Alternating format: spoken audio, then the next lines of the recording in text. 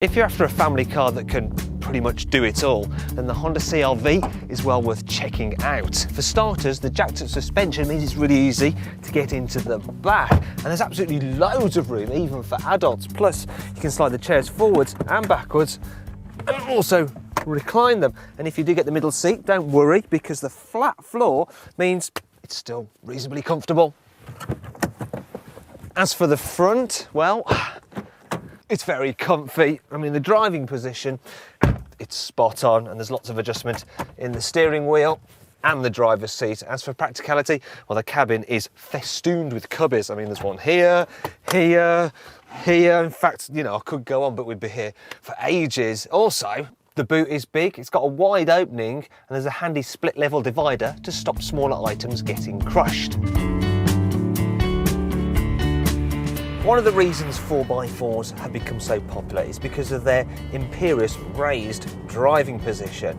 Not only does it give you a great view of the road ahead, it also gives you a sense of security. And in the CR-V, that is backed up by some clever active safety systems. For instance, we've got head restraints which move forward in the event of an accident.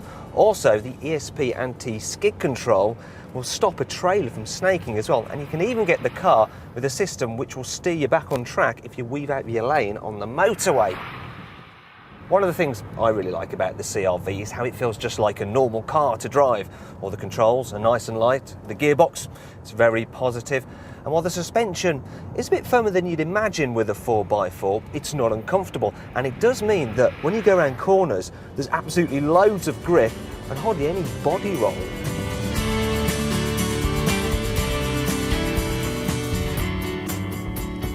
Now, we need to talk about the CR-V's bad points. And while it does have four-wheel drive, and you can do a little bit of off-roading,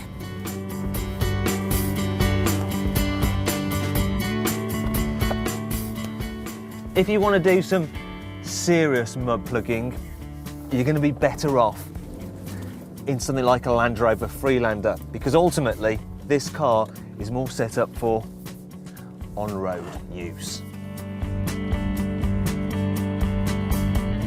Also, it doesn't feel as upmarket inside as the Freelander either. In fact, these hard, brittle materials aren't as nice as the ones you get in a Vauxhall Corsa. If you come and have a look in the back, I'll show you some other potential problems. The Honda's ultimate load capacity isn't as big as on some other 4x4s or some estate cars, and those thick back pillars affect rear visibility. And finally, there's the car's looks, because that grinning grille might not be to everybody's taste, but then that's a matter of opinion. In my opinion, the CR-V is a great all-round family car that's well priced, well equipped, and will hold its value better than most.